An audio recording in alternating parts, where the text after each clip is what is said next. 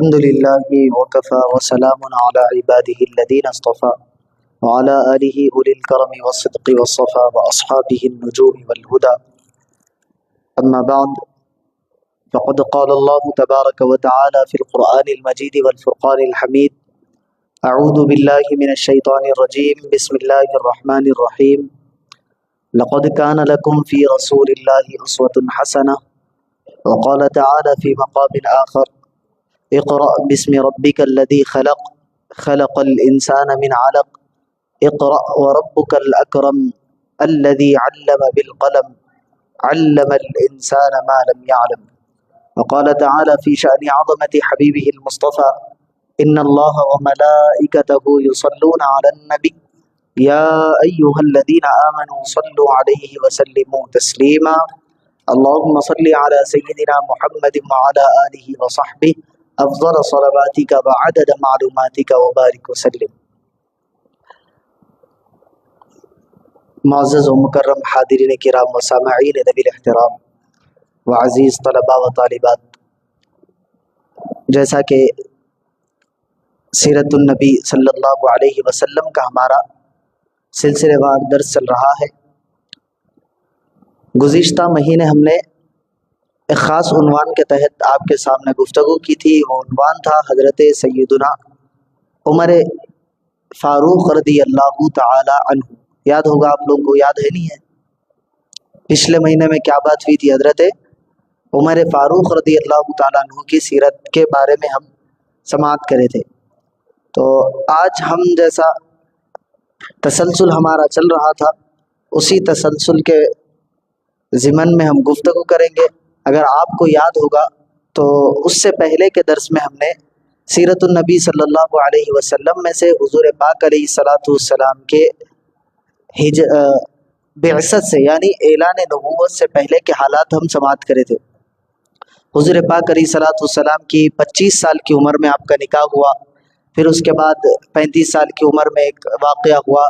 یہ سارے واقعات ہم پہلے جو ہے سماعت کر چکے کہ حضور پاک علیہ الصلاۃ والسلام کی شادی کیسا ہوئی، پھر تعمیر کعبہ کا واقعہ ہم سنے تھے. اس کے بعد پھر ایک حلف الفضول کا ایک واقعہ ہوا تھا کہ جنگ ہو گئی تھی، جنگ کو روکنے کے لیے کس طرح حبیب پاک علیہ الصلاۃ والسلام نے اپنے مشورے دیے تھے اور کیا معاہدات ہوئے تھے. یہ سارے باتوں کو ہم نے سماعت کیا تھا. اب ہم آگے بڑھیں گے حضور پاک علیہ الصلاۃ والسلام کی حیات طیبہ کا، یعنی آپ کی مبارک زندگی کا 40واں سال. یہ ٹرننگ پوائنٹ بھی ہے اور یہیں سے اصل سیرت کا آغاز بھی ہوتا ہے.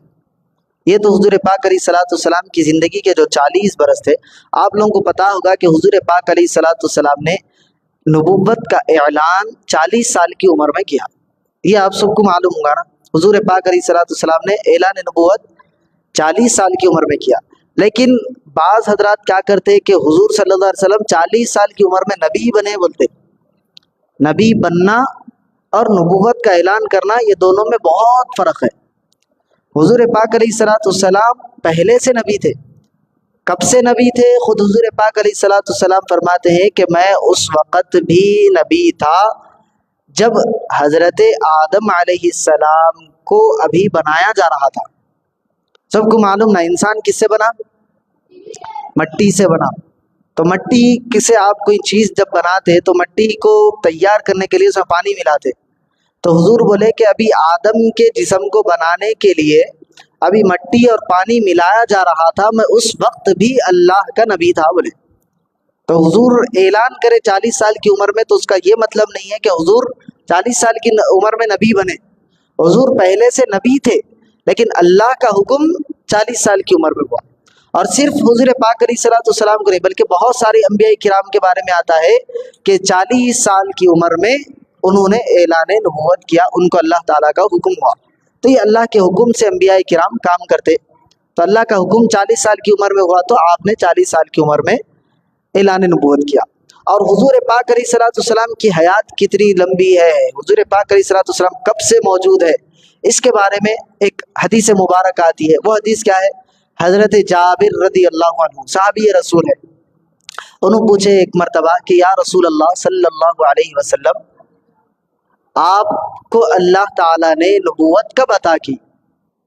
آپ کب نبی بنے؟ تو حضور پاک حضرت جابر علیہ السلام حضرت جابر رضی اللہ عنہ نے پوچھا کہ یا رسول اللہ تعالیٰ نے آپ کو کب پیدا کیا یا آپ کو کب نبی بنایا؟ میں حدیث کا مفہوم آپ کو عرض کر رہا ہوں۔ تو حضور پاک علیہ السلام نے فرمایا کہ اے جابر، اچھا حضرت جابر نے یہ پوچھا کہ اللہ تعالیٰ نے سب سے پہلے کون سی چیز پیدا کی، یعنی دنیا میں بننے سے پہلے اللہ تعالیٰ نے جو سب سے پہلی چیز بنائی وہ کون سی ہے؟ تو اللہ کے حبیب علیہ السلام ارشاد فرماتے ہیں کہ اے جابر سنو، اللہ تعالیٰ نے سب سے پہلے تمہارے نبی کے نور کو پیدا کیا۔ کس چیز کو؟ نبی کے نور کو، اور اس نور سے پھر اللہ تعالیٰ نے ساری کائنات کو پیدا کیا۔ اسی نور سے یہ دنیا بنی، آسمان بنا، جھاڑ بنے، چرند بنے، پرند بنے، انسان بنے، انبیاء بنے، اولیاء بنے، جتنی مخلوقات ہے دنیا میں، جتنی چیزیں ہیں آسمان پہ، جتنی چیزیں ہیں وہ سب کی سب حضور پاک علیہ السلام کے نور مبارکہ سے بنی ہوئی ہے۔ تو سب سے پہلی چیز کیا بنی؟ حضور کا نور۔ اور وہ نور حضرت آدم علیہ السلام کو جب اللہ تعالیٰ نے بنایا، جب حضرت آدم علیہ السلام کے جسم مبارکہ میں روح ڈالی گئی تو اس کے ساتھ ساتھ اللہ تعالیٰ نے حبیب پاک علیہ السلام کے نور کو بھی حضرت آدم میں داخل کیا۔ وہ نور پھر چلتے چلتے چلتے حضور پاک علیہ السلام کے خاندان کے دادا، والد، پھر والدہ، پھر حبیب پاک علیہ السلام کی ولادت مبارکہ ہوئی۔ تو یہ حضور پاک علیہ السلام کی، آپ کو میں یہ بتا رہا تھا کہ نبی کب سے ہے؟ تو جب سے اللہ تعالیٰ نے دنیا بنانے کا ارادہ کیا، حضور پاک علیہ السلام کو اللہ تعالیٰ نے نبی بنایا۔ حضور کی خاطر یہ ساری چیزیں بنائی گئی۔ آ گئی بات سمجھ میں؟ تو کبھی کوئی یہ بولے کہ حضور 40 سال کے بعد نبی بنے، تو آپ کو یاد رہنا کہ 40 سال کے بعد نبی نہیں بنے، نبی تو دنیا بننے سے پہلے بھی تھے۔ آپ کو نبی بنانا ہے بول کے اللہ تعالیٰ دنیا بنائے۔ اصل کانسیپٹ، اصل راز یہ ہے، آپ کو نبی بنانا ہے بول کے آپ کے لیے یہ دنیا وجود میں آئی، ساری چیزیں وجود میں لائی گئی۔ اس کے بعد جس طرح ایک جلسہ ہوتا ہمارے پاس مسجد میں اکثر ہوتے رہتا نا، تو جو سب سے بڑے عالم ہوتے ان کا بات ہے سب سے آخر میں، ان کا بیان کب ہوتا؟ سب سے آخر میں۔ وہ آ جاتے، اس کے بعد کوئی اور نہیں آتے، اس کے بعد کسی اور کا بیان نہیں ہوتا، ان کے بیان کے بعد پروگرام ختم ہو جاتا۔ آ گئی بات سمجھ میں؟ تو جس طرح اللہ تعالیٰ نے حضور پاک علیہ السلام کو سب سے پہلے پیدا کیا، بھیجا سب سے آخر میں، تاکہ حضور پاک علیہ السلام کا مقام اور مرتبہ اللہ تعالیٰ دنیا والوں کو بتائے۔ اللہ تعالیٰ کے انبیاء آتے گئے، ہر نبی نے حضور پاک علیہ السلام کے آنے کی بشارت دی کہ اللہ تعالیٰ ایک ایسے نبی کو بھیجنے والا ہے جو سارے نبیوں کا بھی سردار ہے۔ اور آپ کو معراج سے پہلے میں واقعہ سنایا تھا کہ حضور پاک علیہ السلام معراج کے سفر پر گئے تھے، تو مسجد اقصیٰ میں سارے نبیوں کو آپ نے نماز پڑھائی تھی، آپ سب کے امام بنے تھے۔ تو یہ شرف، یہ عظمت، یہ فضیلت حضور پاک علیہ السلام کی صاحب اللہ تعالیٰ نے انبیاء کرام کو بتا دی تھی، اور ان سے وعدہ لیا تھا کہ اگر تم دنیا میں موجود رہو اور یہ میرے نبی محمد صلی اللہ علیہ وسلم دنیا میں تشریف لائے تو تم بھی ان کو فالو کرو گے، ان کی پیروی کرو گے، ان کے ہاتھ پر بیعت کرو گے۔ یہ اللہ تعالیٰ نے سارے نبیوں سے وعدہ لیا تھا دنیا بننے سے پہلے۔ پھر اس کے بعد ایک نبی، پہلے نبی حضرت آدم آئے، اس کے بعد انبیاء کرام کا سلسلہ چلتا رہا، حضرت عیسیٰ آئے، ان کے پونے 600 سال کے بعد 571 ایئرس کے بعد حبیب پاک علیہ السلام اس دنیا میں تشریف لائے۔ پھر حبیب پاک علیہ السلام کی سیرت کا آغاز ہوا، ہم وہ سیرت کو سن رہے ہیں۔ تو میں آپ کو بولا کہ 40واں سال اب ہم آج یہاں آپ کے سامنے ڈسکس کریں گے۔ تو حضور پاک علیہ السلام کے 40واں سال آیا۔ اب حضور پاک علیہ السلام کے بارے میں آتا ہے کہ جب حضور کی عمر مبارکہ 40 سال کی ہوئی تو حضور پاک علیہ السلام کی طبیعت میں، حضور کی زندگی میں ایک عجیب قسم کی تبدیلی آ گئی۔ حضور پاک علیہ السلام تنہا رہنے لگے، لوگوں سے میل جول بند کر دیے، زیادہ گفتگو کرنا، کلام کرنا آپ روک دیے، اور اکیلے رہنے لگے۔ اور اسی اسنا میں عمر کے 40ویں سال کے حصے میں حضور پاک علیہ السلام ایک مکے کا مشہور پہاڑ ہے جس کو غار حرا کہتے، سنے ہوں گے نا آپ لوگ نام۔ اس غار میں آپ رضی علیہ السلام جاتے تھے حضور صلی اللہ علیہ وسلم، اور جا کر اکیلے بیٹھ جاتے تھے اللہ تبارک و تعالیٰ کی یاد اور یافت میں۔ اللہ کو یاد کرتے، اللہ کا ذکر کرتے ہوئے۔ عجیب انقلابی کیفیت حضور کے پاس آ گئی تھی، اکیلے اکیلے میں جاتے، اللہ کو یاد کرتے ہوئے بیٹھتے، اکثر ایسے ہی ہوتا تھا۔ روایت میں آتا ہے کہ کبھی کچھ کھانے کے لیے لے کے چلے جاتے، وہیں بیٹھ کے کھا لیتے، وہیں بیٹھے ہوئے رہتے۔ کبھی حضرت ام المؤمنین حضرت خدیجۃ الکبریٰ رضی اللہ عنہ، یہ کون ہے؟ آپ کی پہلی زوجہ ہے، آپ لوگوں کو بتائے تھے نا، ان کی شادی ہوئی حضور پاک علیہ الصلوۃ والسلام کی جب عمر مبارکہ 25 سال کی تھی۔ وہی تسلسل ہمارا آخری سیرت کے درس میں ہوا تھا۔ تو یہ زوجہ جو حضرت ام المؤمنین خدیجہ ہے، وہ حضور صلی اللہ علیہ وسلم کے لیے کبھی کھانا پکا کے غار حرا پہ لے کے بھی آتے تھے، تو حضور وہیں بیٹھے ہوئے رہتے تھے اکثر، عمر کے 40ویں سال کے حصے میں اس سے پہلے۔ ایک مرتبہ حضور پاک علیہ الصلوۃ والسلام اللہ کی یاد میں محو ہے، گم ہے، آنکھ بند کر کے اللہ تعالیٰ کو یاد کر رہے ہیں۔ اللہ تعالیٰ کی جانب سے ایک فرشتہ آیا۔ نبیوں کے پاس کون سا فرشتہ آتا آپ کو معلوم؟ نہیں معلوم؟ 4 مشہور فرشتے کون کون ہے؟ ہاں، پہلے حضرت جبرائیل علیہ السلام، دوسرے حضرت میکائیل علیہ السلام، اور تیسرے اسرافیل علیہ السلام، اور چوتھے اسرائیل علیہ السلام۔ 4 مشہور فرشتے، چاروں کے کام کیا کیا ہے؟ اسرائیل علیہ السلام، ان کو تو سب جنے یاد رکھتے، آتے سب کے پاس آتے، سب کی ملاقات ہونا ہے نا، سب کو مرنا ہے، نہیں ہے؟ سب کو مرنا ہے، مرتے وقت انہوں چاہیں گے آپ کی روح نکالنے کے لیے، حضرت اسرائیل علیہ السلام۔ اور حضرت اسرافیل علیہ السلام کیا ہے؟ ایک جگہ پر اللہ تعالیٰ نے ان کو مقرر کر دیا ہے، وہ ہاتھ میں سور لیے ہوئے کھڑے ہوئے۔ سور بولے تو جس طرح گائے کی سینگ ہوتی نا، سینگ نما ایک چیز، ایک طرف سے چھوٹی ایک طرف سے بڑی، وہ لیے ہوئے کھڑے ہوئے ہیں۔ جب اللہ تعالیٰ ان کو حکم دے گا وہ سور پھونکیں گے، اس کی آواز اتنی خطرناک ہوں گی، کہتے جیسے ہی وہ سور پھونکیں گے دنیا میں جتنے لوگ موجود ہیں نا سارے کے سارے مر جائیں گے۔ وہ کب حکم ہوگا اللہ کا؟ قیامت کے دن وہ سور پھونکیں گے، سارے لوگ مر جائیں گے۔ پھر دوسری مرتبہ اللہ تعالیٰ ان کو حکم دے گا، پھر وہ سور پھونکیں گے۔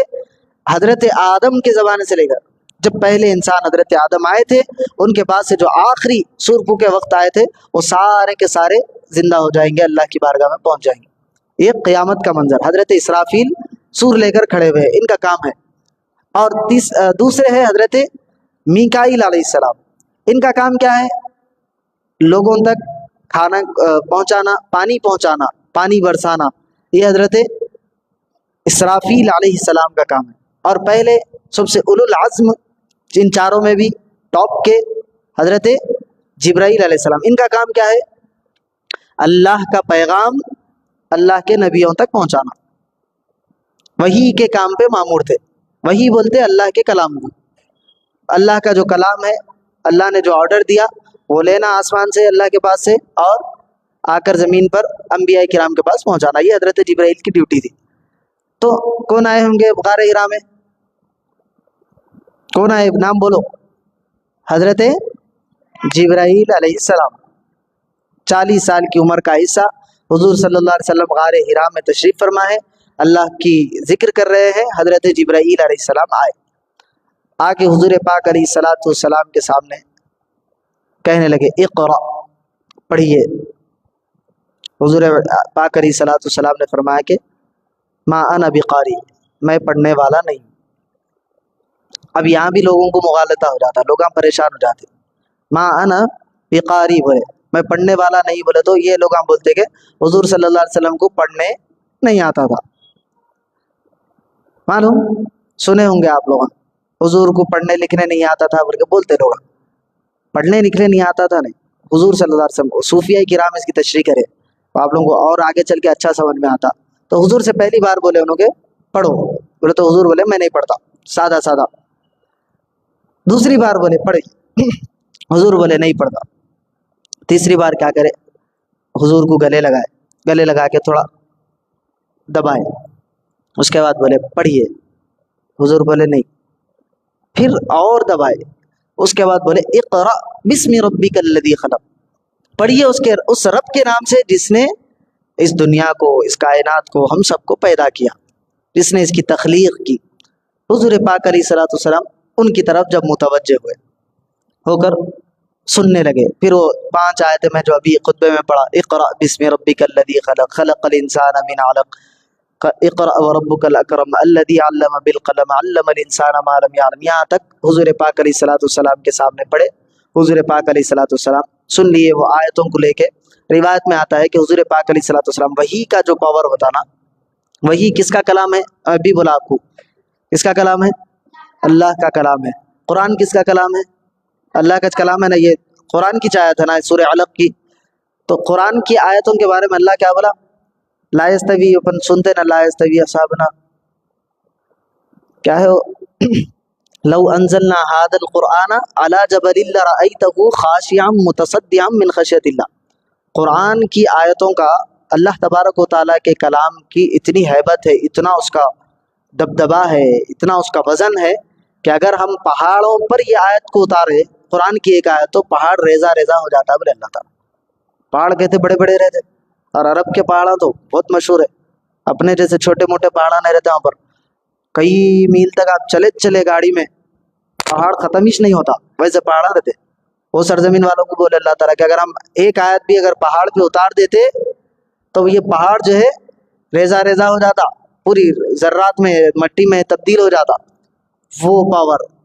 اب یہاں سے آپ کو اندازہ ہوتا حضور صلی اللہ علیہ وسلم کی ذات کا، کہ وہ آیتیں جو اگر پہاڑ پہ اترے تو پہاڑ پورا ریزہ روزہ ہو جائے، وہ حضور پاک علیہ الصلوۃ والسلام کی قلب مبارکہ پر اتارے. تو وحی کے بوجھ سے حضور پاک علیہ الصلوۃ والسلام کو پسینہ آنے لگا. حضور پاک علیہ الصلوۃ والسلام کو تھوڑی کپ کپی ہونے لگی. حضور صلی اللہ علیہ وسلم وہ لے کے گھر میں آئے حضرت عائشہ کے پاس، حضرت خدیجہ کے پاس آ کے بولے کہ چادر اڑاؤ چادر اڑاؤ. حضور پاک علیہ الصلوۃ والسلام کو چادر اڑائے، تھوڑا آرام ہوا. تو اس کے بعد حضرت خدیجہ سے یہ بولے کہ کوئی شخص آئے تھے، آ کر انہوں بولے پڑھو یہ آیتیں سنائے حضرت خدیجہ کو. اچھا وہ جو بات بول رہا تھا میں کہ حضور پڑھے کیوں نہیں، حضور کے بارے میں تو ہم بولتے کہ حضور پاک علیہ الصلوۃ والسلام کے پاس اتنا علم ہے، جو ہو چکا وہ بھی حضور جانتے ہیں، جو ہو رہا ہے وہ بھی جانتے ہیں، جو قیامت تک ہوگا وہ بھی علم اللہ تعالیٰ نے حضور پاک علیہ الصلوۃ والسلام کو دے دیا ہے. حکمت تھی اس کے پیچھے. کیا حکمت تھی؟ تورات انجیل کے اندر بہت ساری حکمتیں لکھے. میں ایک بات آپ کو بتا دیتا ہوں، تورات اور انجیل، تورات کس کی کتاب ہے؟ حضرت موسیٰ علیہ السلام پہ نازل ہوئی. انجیل حضرت عیسیٰ علیہ السلام پہ نازل ہوئی. یہ معلوم نا آپ لوگوں کو. حضور پاک علیہ الصلوۃ والسلام مکے سے مدینے تشریف لائے. اس وقت کا زمانہ مکے میں مدینے میں کافروں مشرکوں کے ساتھ یہودی اور عیسائیاں بھی رہتے تھے. ان لوگوں کا آنا جانا بھی ادھر تھا. اور مدینے میں تو یہودیوں کا قبضہ تھا، تھے گنتی میں تھوڑے بہت تھے، لیکن پاور دبدبا ان لوگوں کا زیادہ تھا. اور یہودیوں کی یہ فطرت ہے. آج بھی آپ دیکھ لیے، میں سمجھتا ہوں 1.5 کروڑ 2 کروڑ کے اندر یہودیوں کی تعداد ہے پوری دنیا میں. کتنے؟ 1.5-2 کروڑ. کتنے ہوتے پوری دنیا کی پاپولیشن میں؟ 8 بلین پاپولیشن ہے شاید. اس میں کچھ معنی رکھتے ہو لوگ 2 کروڑ لوگ. لیکن ان لوگوں کا پاور اب بھی ایسا ہے کہ سارے بینکنگ سسٹم پہ، بڑی بڑی معیشت پہ، بڑے بڑے کاروباروں پہ، بڑے بڑے تجارتوں پہ ان کا قبضہ ہے. ان کے بغیر کوئی کام نہیں ہو سکتا. آپ دیکھو، آپ 1 سال کے قریب ہونے آ رہا، غزہ پہ بمباری ہو رہی، پورا فلسطین کے ایک شہر کو تباہ کر دیے، پورے شہر کے شہر کو. کوئی بولنے والا نہیں ہے. کیوں نہیں بولنے والا ہے؟ کیونکہ ان لوگوں کا پاور اتنا ہے. اگر ان لوگ بولے تو ان لوگوں کی آمدنی رک جاتی. بہت ساری وجوہات ہے. تو ان لوگوں کا شروع سے ویسی مزاج ہے یہودیوں کا کہ لوگ کم رہتے لیکن دماغ اپنا اتنا استعمال کرتے اور وہاں کے لوگوں پہ قبضہ کر لیتے، ظلم کرتے، مسلط ہو جاتے، وہاں کی معیشت پہ، وہاں کے کاروباروں پہ کنٹرول کر لیتے. تو خیر میں آپ لوگوں کو وہ تفصیل بتانا نہیں چاہ رہا. تو حضور صلی اللہ علیہ وسلم کے دور میں مدینے میں اکثریت یہودیوں کی تھی. تو حضور پاک علیہ الصلوۃ والسلام ان لوگوں کے سامنے دین پیش کرے. پھر حضور صلی اللہ علیہ وسلم کے سامنے حضور یہ بات بھی ان کو بتائے کہ توریت میں بھی یہ بات آئی ہے. اس وقت توریت کے عالمہ بھی موجود تھے. آگے آپ کو پورا تفصیل کے ساتھ واقعہ آئے گا کہ یہودیوں کا کے ساتھ کیسا معاہدہ ہوا، کون سے یہودیاں اسلام قبول کرے، عیسائیوں میں سے کون اسلام قبول کرے. آگے چل کے آپ سنیں گے ہجرت کے پہلے سال میں. تو حضور صلی اللہ علیہ وسلم ان کے سامنے توریت کے بارے میں بتاتے تھے کہ توریت میں بھی آیا ہے، انجیل میں بھی آیا ہے. تو اگر حضور پاک علیہ الصلوۃ والسلام شروع سے پڑھے لکھے ہوتے تو ان لوگوں کو اعتراض کا موقع مل جاتا تھا کہ آپ توریت پڑھ کے بول رہے ہیں. آ رہی بات سمجھ میں؟ اب بھائی میرے سامنے کتاب ہے تو میں کتاب میں سے پڑھ کے آپ کو بول رہا ہوں، ٹھیک ہے؟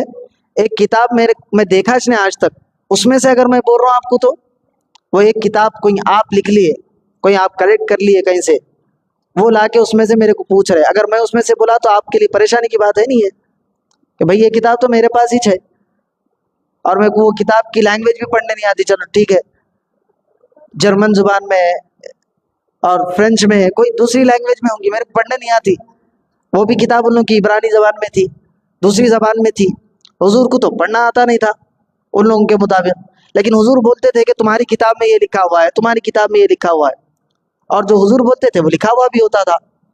تو اس وقت کے جو بڑے بڑے عالم تھے وہ کتابوں کے، وہ لوگ سمجھ گئے کہ یہ اللہ تعالیٰ کے نبی ہے، یہ جو بولتے ہیں سچ بولتے ہیں، تو جو سمجھدار لوگ تھے وہ اسلام قبول کر کے آئے۔ تو ایک حکمت یہ بھی تھی حضور پاک علیہ الصلوۃ والسلام جو شروع سے پڑھنا لکھنا، پڑھے لکھے نہیں کسی کے پاس جا کر، لیکن اللہ تعالیٰ نے ان کو علم عطا فرمایا تھا، یہ اچھا یاد رکھنا، حضور کو ہر چیز کا علم تھا۔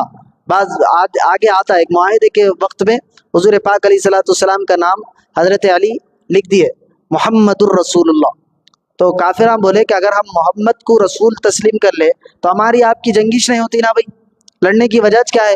ہم آپ کو رسول نہیں مانتے بلکہ ہم آپ سے لڑ لیں، جھگڑ لیں، آپ کو رسول تسلیم کر لیے تو بات ہی ختم ہو جاتی ہے، رسول اللہ کٹ کر کے لاؤ بولے، محمد ابن عبداللہ، حضور کے والد کا نام عبداللہ تھا نا، محمد ابن عبداللہ لکھ کے دیو بولے، حضرت علی کو غالباً حضور بولے کہ کٹ کر کے محمد ابن عبداللہ لکھ دو، تو حضرت علی بولے اتنی بڑی گستاخی میں نہیں کر سکتا، حضور کے نام کو رب کرنا، رسول اللہ ہٹانا حضور کے نام سے، نہیں میں نہیں کر سکتا۔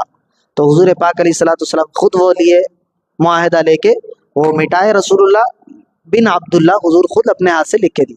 لکھنے نہیں آتا تھا تو کیسا لکھتے تھے حضور؟ پڑھنے نہیں آتا تو کہاں کتنا مٹنا ہے، کیا لکھنا ہے آتا؟ تو کبھی بھی یہ بات آپ کے سامنے ہے تو میں بول رہا ہوں، اس لیے بچے ہیں آپ لوگ سامنے بیٹھے ہوئے، کبھی کبھی آپ لوگوں کو آتا، آج کل سوشل میڈیا کا دور ہے، ہر کوئی یوز کر رہے ہیں، وہ ایسے ایسے باتیں سوشل میڈیا پہ آ رہی، ہمارا دماغ جو ہے تھوڑا منتشر ہو جاتا، بہک جاتا، تو آپ لوگوں کو پہلے سے معلوم رہے تو کیا رہتا، ارے کون صحیح ہے کون غلط ہے آپ دیکھ لے سکتے۔ چلیے ٹھیک ہے، تو حضور پاک علیہ الصلوۃ والسلام پہ وحی آئی، حضور وہ وحی کے کلمات کو سن لیے، وہ آیتوں کو لے کے گھر کو آ کے اپنی زوجہ کے سامنے حضرت خدیجہ کے پاس بولے کہ ایسا آئے تھے شخص، اور آ کے انہوں بولے یہ سنائے۔ اس کے بعد حضرت خدیجہ کیا کرے، ان کو ورقہ بن نوفل بلکہ ایک عیسائیوں کے بڑے عالم تھے، حضرت خدیجہ کے بھائی بھی تھے، اور غالباً ان کا ذکر پیچھے گیا، حضور کی شادی میں نکاح کا خطبہ بھی ان کی طرف سے، حضرت خدیجہ کی طرف سے انہوں پڑھے، تو ان کے پاس حضور صلی اللہ علیہ وسلم کو لے کے گئے، لے کے جا کے پورا واقعہ سنائے غار حرا کا، کہ وہاں حضور بیٹھے ہوئے تھے، ایسا آئے آ کے پڑھو بولے، تو حضور پاک علیہ الصلوۃ والسلام تو حضرت خدیجہ کو ان کے بھائی ورقہ بن نوفل بولے کہ یہ کوئی عام انسان وغیرہ نہیں تھے، یہ اللہ تعالیٰ کی جانب سے فرشتہ آیا تھا، اللہ تعالیٰ نے ان کو نبوت عطا فرمائی ہے۔ اور انہوں ایک بات بھی بولے کہ اگر میں اس وقت تک زندہ رہوں جب آپ کو آپ کی قوم آپ کے شہر سے نکال دے تو میں آپ کی مدد کروں گا، اگر میں زندہ رہا تو حضور پریشان ہو گئے، حضور بولے کہ کیا یہ لوگ میرے کو یہ شہر سے نکال دیں گے؟ تو انہوں بولے کہ ہر نبی کے ساتھ ایسا ہوتا رہا ہے، جو بھی اللہ کی دعوت دیے تبلیغ کرے ان کی قوم ان کی مخالف ہو گئی، ان کے اپوزیشن میں ٹھہر گئی، ان سے لڑائی جھگڑا کری، یہاں تک کہ ان کو ظلم و ستم کر کے وہ شہر چھوڑنے پر مجبور کرے۔ حضرت ابراہیم کا واقعہ سنے تھے نا آپ بقرعید میں، حضرت ابراہیم کو کتنا ستائے، شہر چھوڑ کے دوسری جگہ پہ جا کے بسنا پڑا، تو ہر نبی کے ساتھ ایسا ہوتا۔ تو حضور پاک علیہ الصلوۃ والسلام وہاں سے سن لیے، آ گئے، پھر کچھ دنوں تک وحی کا سلسلہ موقوف رہا، وحی نہیں آئی۔ پھر اس کے بعد ایک مرتبہ حضور پاک علیہ الصلوۃ والسلام جا رہے تھے تو پیچھے سے آواز آئی، یا محمد صلی اللہ علیہ وسلم، اے محمد۔ حضور پاک علیہ الصلوۃ والسلام پلٹ کے دیکھے تو آسمان میں وہی فرشتہ ہوا میں ہے، زمین و آسمان کے درمیان ہے۔ اب دوسری آیت نادل ہوئی، یا ایھا المدثر قم فانذر وربک فکبر۔ حضور پاک علیہ الصلوۃ والسلام کی اللہ تعالیٰ ان آیتوں میں شان بیان کیا، اے کملی اوڑھے ہوئے مصطفیٰ، اٹھیے اور قوم کو ڈر سنائیے اور اپنے رب کی پاکی کو بیان کریے۔ تو یہ حضور پاک علیہ الصلوۃ والسلام کے اوپر 40 سال کی عمر میں ابتدا میں پہلی وحی حضور پاک علیہ الصلوۃ والسلام پر نازل ہوئی۔ اس کے بعد حضور پاک علیہ الصلوۃ والسلام کو اللہ تعالیٰ نے حکم دیا کہ اب لوگوں کے درمیان جا کر آپ جو ہے اسلام کی تبلیغ کریے گا۔ اب تبلیغ کے بھی، لوگوں تک دین پہنچانے کے بھی 3 اسٹیپس تھے، الگ الگ طریقے سے حضور پاک علیہ الصلوۃ والسلام نے وہ اسٹیپس لیے۔ پہلا اسٹیپ کیا تھا؟ بالکل قریب کے لوگوں کو خاموشی کے ساتھ دین پہنچاؤ۔ کیوں؟ کیونکہ لوگوں میں بات پھیلے گی تو دشمنی ہوگی، کیونکہ کفار مکہ جو ہے بہت سخت مزاج کے تھے، بڑے ظالم لوگ تھے، جو ابو جہل وغیرہ تھے، لڑائی جھگڑا ان کا کام تھا۔ تو اللہ تعالیٰ کا حکم تھا کہ خاموشی کے ساتھ آپ اسلام کی دعوت دیتی رہے۔ تو سب سے پہلے اسلام لانے والوں میں حضرت سیدتنا خدیجۃ الکبریٰ رضی اللہ عنہ، عورتوں میں حضور پاک علیہ الصلوۃ والسلام کی زوجہ حضرت خدیجہ سب سے پہلے اسلام قبول کیا۔ اس کے بعد مردوں میں، بڑے لوگوں میں حضرت سیدنا صدیق اکبر رضی اللہ تعالیٰ عنہ، ابو بکر صدیق رضی اللہ عنہ سب سے پہلے ایمان لائے۔ چھوٹے بچوں میں حضرت علی مرتضیٰ رضی اللہ تعالیٰ عنہ، چھوٹی عمر تھی 8-9 سال کی، حضرت علی بھی اس وقت اسلام قبول کر لیا۔ اور غلاموں میں، یہ تو آزاد لوگ تھے، غلاموں میں حضرت زید ابن حارثہ رضی اللہ تعالی عنہ اسلام لے کے آئے پہلے نمبر پہ غلاموں میں۔ تو بعض اوقات آتا سوال بھی آ جاتا، یا بعض اوقات لوگ پوچھ بھی لیتے، بعض اوقات سوشل میڈیا پہ آ جاتا کہ پہلے اسلام انہوں لائے۔ تو آپ لوگوں کو معلوم ہونا یہ چاروں چیزیں حضرت امام ابو حنیفہ رحمۃ اللہ علیہ نے ہمارے لیے آسان کر دیے مسائل۔ انہوں بولے کہ بڑے لوگوں میں حضرت، چاروں بھی حدیث کے اندر ہے کہ پہلے اسلام حضرت ابو بکر لائے، ادھر حدیث ملتی پہلے اسلام حضرت خدیجہ لائے، ادھر حدیث آتی حضرت علی پہلے اسلام قبول کرے، ادھر حضرت زید کے بارے میں آتا۔ تو اب اپن پریشان ہو جاتے، ارے انہوں پہلے لائے کی۔ تو ایک ترتیب حضرت امام آدم ابو حنیفہ ہم کو بتا دیے۔ بڑے لوگوں میں حضرت ابو بکر، بچوں میں حضرت علی، عورتوں میں حضرت خدیجہ۔ حضرت زید جو ہے غلام تھے، غلاموں میں حضرت زید ابن حارثہ رضی اللہ تعالی عنہ اسلام لے کے آئے۔ اس کے بعد حضور پاک علیہ الصلوۃ والسلام لوگوں کے درمیان خاموشی کے ساتھ جا کر، پوشیدہ طور پہ چھپ کر، ایک گھر میں بیٹھ کر لوگوں کو دعوت و تبلیغ کا کام کرتے تھے۔ تو بڑے کچھ صحابہ کرام، اس کے بعد حضرت عثمان، اور بھی حضرت زید ابن ارقم، حضرت عبداللہ، دیگر نام آتے ہیں، وہ لوگ جو ہے اسلام قبول کیے۔ تھوڑے لوگوں کی تعداد ہوئی۔ اس کے بعد اللہ تبارک و تعالیٰ نے کیا کیا؟ حبیب پاک علیہ الصلوۃ والسلام کو ارشاد فرمایا کہ وَأَنذِرْ عَشِيرَتَكَ الْأَقْرَبِينَ، اے محبوب صلی اللہ علیہ وسلم آپ اپنے قریبی رشتہ داروں کو ڈرائیے، قریبی لوگوں کو ڈرائیے۔ اب حضور پاک علیہ الصلوۃ والسلام کیا کرے؟ ایک پہاڑ تھا جبل ابو خبیث غالباً، وہ پہاڑ پہ حضور پاک علیہ الصلوۃ والسلام چڑھ گئے۔ وہ پہاڑ کیسا پہاڑ تھا بولے تو، کوئی بھی بڑا اعلان کرنا ہے، کچھ بڑی بات کرنا ہے، لوگوں کو متوجہ کرنا ہے، تو وہ لوگ کیا کرتے تھے؟ وہ پہاڑ پہ جمع ہو جاتے تھے، جمع ہو کے اعلان کرے تو پورے لوگ ہم پہاڑ کے ارد گرد میں جمع ہو جاتے تھے۔ جو بھی ان کو اعلان سنانے والے ان کے پاس جمع ہو کے توجہ کے ساتھ بات سنتے تھے۔ تو حضور صلی اللہ علیہ وسلم کیا کرے؟ وہ پہاڑ پہ آئے۔ اچھا، وہ پہاڑ پہ آنے کا بھی ایک قصہ ہے کہ وہ لوگ جب پہاڑ پہ آتے تو اپنے کپڑے پھاڑ لیتے تھے تاکہ اعلان سننے کے لیے لوگ جمع ہو، ننگے ہو کے آتے تھے وہ پہاڑ پہ۔ تو حضور پاک علیہ الصلوۃ والسلام اس کا الٹ کرے، آپ اپنے کپڑے نہیں پھاڑے، بلکہ جیسے کپڑوں میں تھے ویسے ہی شاندار انداز کے ساتھ حبیب پاک علیہ الصلوۃ والسلام پہاڑ پہ چڑھے۔ پہاڑ پہ چڑھ کے پورے قریش کے مجمع کو آواز دیے، تو لوگ جمع ہوئے تو حبیب پاک علیہ الصلوۃ والسلام بولے اب میں اس پہاڑ پہ ٹھہرے ہوا ہوں۔ پہاڑ کے ایک طرف سے دوسری طرف کا دکھتا، بلندی پہ تھے نہیں دکھتا نا۔ حضور بولے کہ اگر میں تم کو یہ کہوں کہ اس طرف سے، یعنی پورے لوگ ادھر ہے، ادھر پیچھے کی طرف سے ایک لشکر آ رہا اور وہ تم پر حملہ کرنے والا ہے، تو کیا تم میری بات پر میری بات کا یقین مانو گے، اس کا اقرار کرو گے؟ تو وہ لوگ بولے کہ ہاں کریں گے، کیونکہ میں آپ کو بتایا تھا کہ حضور پاک علیہ الصلوۃ والسلام بچپن سے ہی سچے تھے، امانت دار تھے، تو آپ کو صادق اور امین کہہ کے مکے والے یاد کرتے تھے۔ اپنی قیمتی چیزاں حضور پاک علیہ الصلوۃ والسلام کے پاس کیا کرتے تھے؟ حفاظت کے واسطے رکھتے تھے، سفر پہ جا رہے تو یہ رکھو، آپ آئے بعد ہم کو دیو بولے۔ حضور سچے اور امین تھے، جھوٹ نہیں بولتے تھے، اور جو چیز دیے اس میں خیانت نہیں کرتے تھے، جو وعدہ کرے وہ وعدے کو نبھاتے تھے۔ تو ان لوگ بولے کہ اگر آپ کہتے ہیں تو ہم یقیناً آپ کی بات کو مانیں گے، کیونکہ ہم آپ سے کبھی جھوٹ سنے نہیں، نہ کبھی آپ کسی کو دھوکہ دیے۔ تو وہاں متوجہ کر کے بولے کہ اے لوگوں سنو، میں تم کو اللہ تبارک و تعالیٰ کی طرف بلاتا ہوں، جہنم سے نکال کر جنت کی طرف بلاتا ہوں، میں تم کو دین کی تبلیغ کی دعوت دیتا ہوں۔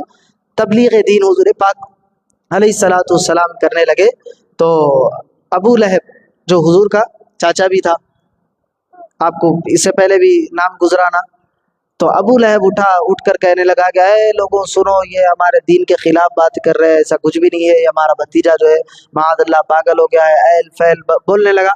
بول کے پوروں کو کیا کرا، منتشر کر، چلو چلو اپنے کاموں پہ چلے جاؤ، ان کی بات نہ کو سنو، ایسی کرتے رہتے بات، بول کے لوگوں کو کیا کرا، پوروں کو پھیلا دیا۔ حضور پاک علیہ الصلوۃ والسلام کو تکلیف ہوئی پھر، لیکن حضور پاک علیہ الصلوۃ والسلام کیا کرے، اپنا کام خاموشی کے ساتھ کرنے لگے۔ اب تیسرا دور آیا، اللہ تبارک و تعالی حبیب پاک علیہ الصلوۃ والسلام کو حکم دیا کہ اے حبیب صلی اللہ علیہ وسلم فاصدع بما تؤمر، اب جو آپ کو حکم دیا گیا ہے اب کھلے عام اعلان کریے آپ اس کا، آپ گلیوں میں بازاروں میں جا کر جہاں آپ کو جس کو اعلان کرنا ہے، جس کے سامنے اعلان کرنا ہے اب آپ کرتے جائیے، سب کو دعوت تبلیغ کرتے رہیے۔ اب تک کیا کرے، قریب کے لوگوں کو ڈرائے، پھر اس کے بعد رشتہ داروں کو ڈرائے، اب اس کے بعد پوروں کو ڈراؤ، پوروں کو اسلام کی طرف دعوت دیو، بلکہ اللہ تبارک و تعالیٰ حکم دیا حضور پاک علیہ الصلوۃ والسلام اب یہ حکم کے بعد کیا کرے، گلیوں میں بازاروں میں جہاں جہاں موقع ملتا دین کی دعوت دینے لگے، تبلیغ کرنے لگے، لوگوں کو اللہ کی طرف بلانے لگے، اسلام کی طرف بلانے لگے۔ اب کیا ہوتا، اب جب کوئی اچھا کام کرتے تو اس کی پھر دشمنی بھی ہوتی، اس کو گرانے کے واسطے بھی دیکھتے لوگ۔ اب لوگاں دیکھے کہ حضور پاک علیہ الصلوۃ والسلام دین کی تبلیغ کر رہے ہیں، ایک کے بعد ایک جنے آتے جا رہے، اسلام قبول کرتے جا رہے، ان لوگوں کو لگنے لگا کہ اب ہمارا جو دین ہے ختم ہو جائے گا، ہمارے دین کو نقصان پہنچے گا، ہم جس کی پوجا کرتے ہیں، جس کو خدا مانتے ہیں، اب اس کو کون مانے گا، اب ہیبت ہونے لگی۔ حضور سچے، اپنی جو بات کرتے ہیں سچائی کی بات کرتے ہیں، اسی سچائی کو دیکھ کر وہاں پر لوگ ایک کے بعد ایک اسلام قبول کر رہے۔ اب حضور پاک علیہ الصلوۃ والسلام کے یہ انداز کو دیکھ کے کفار کیا کرے، حضور پاک علیہ الصلوۃ والسلام کے دشمن ہو گئے۔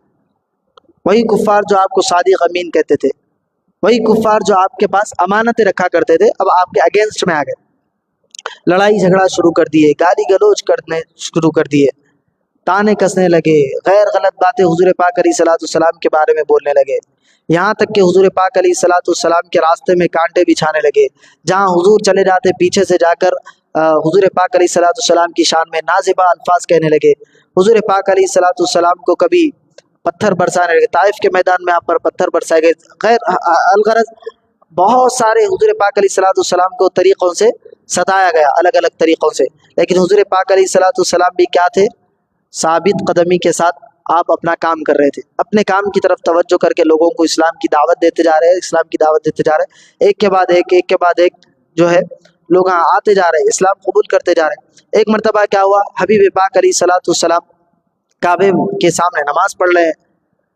تو کفار مکہ میں سے لوگوں کو شوق ہوا کہ حضور پاک علیہ الصلوۃ والسلام کو ستایا جائے، تو عقبہ ابن معیط بلکہ ایک بڑا کافر تھا، چیلنج لگا، کچھ کرا، جا کے حضور پاک علیہ الصلوۃ والسلام کے گلے میں ایک پھندا ڈال دیا، رسی کا پھندا ڈال کے کھینچنے لگا، اتنا کھینچا کہ یہاں تک کہ حضور پاک علیہ الصلوۃ والسلام کی سانس رکنے لگی، دم گھٹنے لگا، اتنی دیر تک کھینچا۔ روایت میں آتا ہے حضرت ابو بکر صدیق رضی اللہ تعالیٰ عنہ دیکھ کے آئے، آ کے اس کو ہکال کے حضور پاک علیہ الصلوۃ والسلام کے گلے سے وہ زنجیر کو پھندا نکالے۔ ایک مرتبہ حضور پاک علیہ الصلوۃ والسلام ایسی نماز پڑھ رہے ہیں، ابو جہل اٹھ کے کہنے لگا کہ فلاں کے گھر میں آج اونٹ کٹا ہے، کون ہے جو اس کے اندر کی پوٹلی وغیرہ رہتی، جو اندر کا سامان رہتا، وہ لا کے یہاں پر محمد صلی اللہ علیہ وسلم کے اوپر ڈال دے۔ تو یہی عقبہ ابن معیط غالباً اٹھا گیا، وہ لے کے آیا اوجھڑی لا کے حضور پاک علیہ الصلوۃ والسلام کے جسم پر ڈال دیا، حضور سجدے کی حالت میں، وہ وزن تھی اونٹ کی، اونٹ بڑا رہتا، اونٹ کے اندر کے سامان اجزاء بھی وزن دار رہتے، تو وہ ڈال دیا، حضور پاک علیہ الصلوۃ والسلام سجدے ہی کی حالت میں لمبا سجدہ کر رہے، اس وزن سے لکھا ہے کہ اٹھ نہیں پا رہے تھے۔ حضرت فاطمہ الزہرا رضی اللہ تعالی عنہا کو خبر ملی، تو حضرت فاطمہ اپنے گھر میں سے آئے، آگے حضور پاک علیہ الصلوۃ والسلام کے وہ کاندھے پہ سے، آپ کے سر پہ، ادھر سے پیٹھ پہ سے وہ اوجھڑی کو جو ہے آپ ہٹائے، پھر اس کے بعد حضور پاک علیہ الصلوۃ والسلام اتنے تکلیفوں کو سہ کے بھی چھوڑے نہیں اپنا کام، اپنا مشن جاری رکھے۔ آپ بازاروں میں گلیوں میں جا جا کر قرآن کی آیتیں لوگوں کو سناتے گئے، اللہ تبارک و تعالیٰ کی وحدانیت کا پیغام لوگوں کو دیتے گئے، دین کی طرف بلاتے گئے۔ بعض لوگ جو ہے قبول کر لیتے، بعض خاموش بیٹھ جاتے، بعض آپ کو ستاتے۔ یہی چلتا رہا چلتا رہا چلتا رہا، ایسے ہی ایک کے بعد ایک، ایک کے بعد ایک بہت سارے لوگوں نے اسلام قبول کیا۔ اس کے بعد اسلام کو تقویت پہنچی کب؟ جب حضرت امیر حمزہ رضی اللہ تعالیٰ عنہ اور حضرت سیدنا عمر فاروق رضی اللہ تعالیٰ عنہ اسلام قبول کرے۔ جب تک 40 لوگ مکمل ہوئے، تھوڑے تھوڑے تھوڑے کر کے جو ہے 38 ہو گئے تھے۔ اس کے بعد حضرت امیر حمزہ رضی اللہ عنہ بڑے پہلوان تھے، ان کا اسلام لانے کا واقعہ کیا ہے؟ حضرت عمر کا تو آپ نے پچھلے بار میں سن لیے، 40ویں مسلمان تھے۔ آج حضرت امیر حمزہ کی گفتگو کر کے ہم وہ ختم کریں گے، پھر اس کے بعد نیکسٹ درس میں ہم کنٹینیو کریں گے۔ تو حضرت امیر حمزہ حضور پاک علیہ الصلوۃ والسلام کے چاچا تھے، عرب کے بہت بڑے پہلوان تھے۔ تین مشہور پہلوانہ تھے، امیر حمزہ، حضرت عمر، ابو جہل، ان لوگوں سے کوئی بھی سامنا نہیں کرتے تھے۔ تو حضرت امیر حمزہ رضی اللہ تعالیٰ عنہ ایک وقت شکار کو گئے۔ شکار، اس وقت شکار پہ جاتے تھے، سامان جنگل سے لاتے تھے، کچھ بھی پکڑ کے کھانا وہی پکا کے کھاتے تھے، عرب کا دور ویسی تھا۔ تو حضرت امیر حمزہ شکار پہ گئے ہوئے تھے، شکار کر کے تیر کمان لے کے واپس لوٹے۔ ادھر حضرت امیر حمزہ آنے سے پہلے کیا ہوا، ابو جہل جو حضور کا سخت دشمن تھا، کفار مکہ میں سے کا سردار تھا، اس نے کیا کیا، حضور پاک علیہ الصلوۃ والسلام سے اس کی بات ہوئی، کچھ بات چیت میں حضور پاک علیہ الصلوۃ والسلام کو نازیبہ الفاظ کہنے لگا، یہاں تک کہ حضور کو ڈھکل دیا تو حضور کو چوٹ آئی، کچھ زخم آ گیا۔ تو حضور صلی اللہ علیہ وسلم جو ہے اپنے کام میں مصروف ہو گئے، گھر کو چلے گئے۔ ادھر کفار مکہ کا معاملہ یہ تھا، روزانہ ان لوگ اپنا گروپ لے لے کے، جیسا اپنے پاس چبوتروں پہ بیٹھتے ہیں لوگ، ان لوگ بھی چبوتروں پہ بیٹھتے تھے۔ کہاں پر تھے ان لوگوں کے چبوترے؟ کعبۃ اللہ کے صحن میں، مکہ شریف ہے، مکہ شریف کے ارد گرد میں جو چبوترے بنے ہوئے تھے، اس پہ بیٹھ کے ٹائم پاس کرتے تھے، باتیں کر لیتے بیٹھتے تھے۔ تو ابو جہل وغیرہ وہاں بیٹھے ہوئے، حضرت امیر حمزہ آ رہے تھے تو ایک عورتیں راستے میں کھڑی ہوئی تھی، ان لوگوں نے حضرت امیر حمزہ کو تانا دیا، کیا کہا کہ دیکھو امیر حمزہ جو ہے کیسا تیش میں تنتناتے ہوئے آ رہے ہیں، لیکن ابو جہل ان کے بھتیجے کو مارا، نازیبہ الفاظ کہا، کچھ نہیں کرتے، ایسا کچھ تھا نہیں دیے۔ حضرت امیر حمزہ کو جب یہ معلوم ہوا کہ میرے بھتیجے کو مارے اور ابو جہل مارا، تو غصے میں آئے، مکے میں طواف کرے۔ پہلے ان لوگوں کا رواج تھا، طواف کرتے تھے کعبۃ اللہ کا، طواف کر کے جہاں ابو جہل بیٹھے ہوا تھا وہاں آئے، آ کے وہ تیر جو کمان تھی آپ کے ہاتھ میں، اس سے ابو جہل کو مارے، یہاں تک کہ ابو جہل کا سر پھٹ گیا۔ لوگ اس کو بچانے آئے تو ابو جہل روک دیا لوگوں کو، نہیں نہیں نکو آؤ، کیوں بولے تو میں ان کے بھتیجے کو مارا، انہوں اس وجہ سے میرے کو جو ہے مارنے آئے، یہ ہمارا آپس کا معاملہ ہے، تم لوگ آئے تو کیا ہے، بات بڑی ہو جاتی۔ پھر عرب والے پہلے سے جنگجو اور لڑ لینے میں مشہور ہے، چھوٹی چھوٹی بات پہ جنگ ہو جاتی تھی، چھوٹی چھوٹی بات پہ تلوارہ نکال لیتے تھے، قتل ہو جاتے تھے۔ اب جیسا ہمارے پاس ہو رہا نہیں، ہر تھوڑے دن میں ایک مرڈر ہو جا رہا، کیا بولے تو یہ کتنے 100 روپے دینا تھا، 500 روپے دینا تھا، اس کے ہاتھ سے مرڈر۔ 2-3 دن پہلے یہاں لڑ لیے کرتے اپنے علاقے میں، خالی گھور لیتے، انہیں اس کو گھورا، انہیں اس کو گھورا، کہیں گھور لیے بول کے مار لیے، ایسی تھے ان لوگ بھی۔ تو کیا کرے ابو جہل ان لوگوں کو روک دیا کہ بھائی آؤ نہ کو، آئے تو بات بڑی ہو جاتی، ان کا غصہ ہے انہوں نکال لے کے چلے جاتے۔ تو ابو جہل جب حضرت امیر حمزہ مار رہے تھے تو مارتے مارتے بولے کہ کیا تو محمد صلی اللہ علیہ وسلم کو اکیلا سمجھتا ہے، میں بھی ان کے دین پہ ہوں، بولے میں بھی ان کے دین پہ ہوں، ابھی اسلام قبول نہیں کرے، لیکن غصے میں جو ہے بول دیے، بول کے اب جانے لگے۔ تو جاتے جاتے اب سوچنے لگے کہ میں بول تو دیا، میں ان کے دین پہ ہوں بول دیا، اب یہ کیا بول دیا، میں سوچ لیتے جا رہے ہیں راستے میں۔